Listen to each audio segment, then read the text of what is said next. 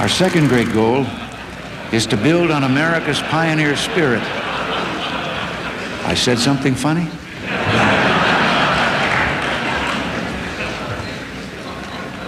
I said America's next frontier. And that's to develop that frontier. A sparkling economy spurs initiatives, sunrise industries, and makes older ones more competitive. Nowhere is this more important than our next frontier, space. Nowhere do we so effectively demonstrate our technological leadership and ability to make life better on Earth. America has always been greatest when we dared to be great. We can reach for greatness again. We can follow our dreams to distant stars, living and working in space for peaceful economic and scientific gain. Tonight, I am directing NASA to develop a permanently manned space station and to do it within a decade.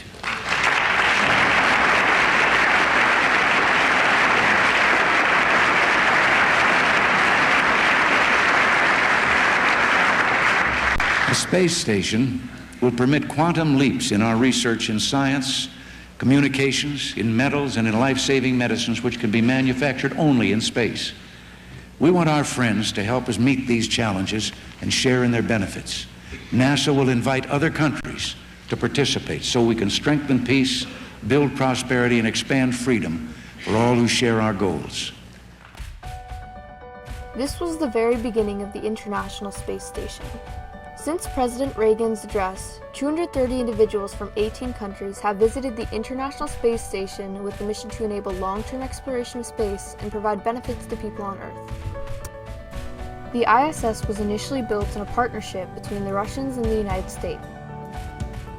However, the ISS now involves 16 different countries, including Canada, Japan, and 11 member states of the European Space Agency.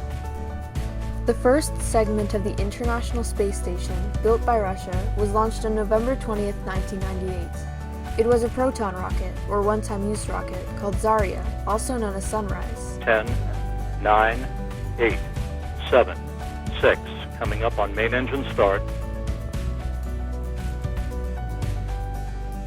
Main engine start, 6 engines up and running. And liftoff. Liftoff of the Proton rocket and the Zarya control module. The International Space Station is underway. The Proton building up thrust, good roll and pitch program according to flight controllers. The first component of the International Space Station heading toward orbit.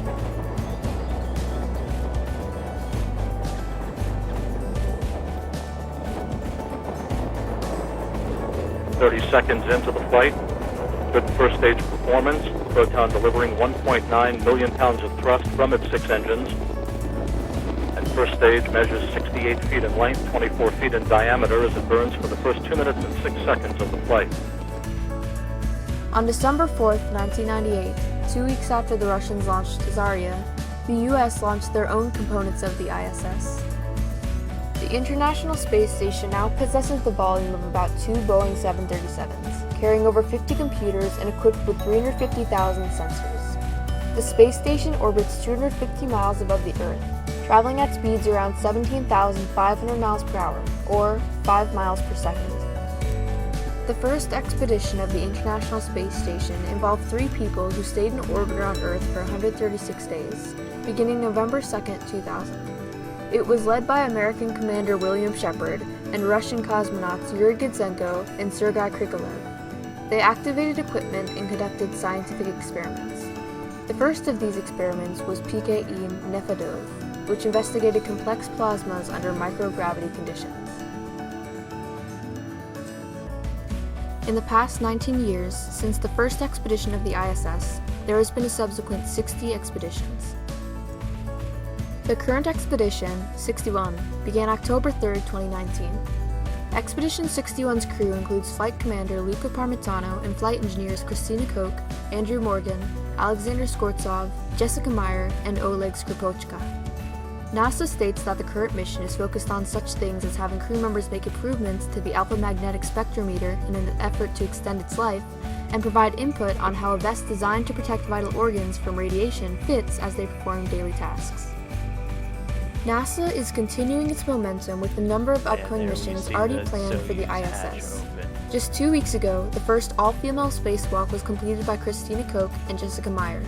and another 3 expeditions are already organized, with Expedition 62 set to begin in spring of 2020. Ironically, the International Space Station was initially only scheduled to be in orbit for 15 years. The future of the ISS is definitely a relevant topic of discussion. The International Space Station is the most expensive man-made object ever built and has cost approximately $160 billion as of 2015, with an annual $3 to $4 billion cost necessary to maintain its presence.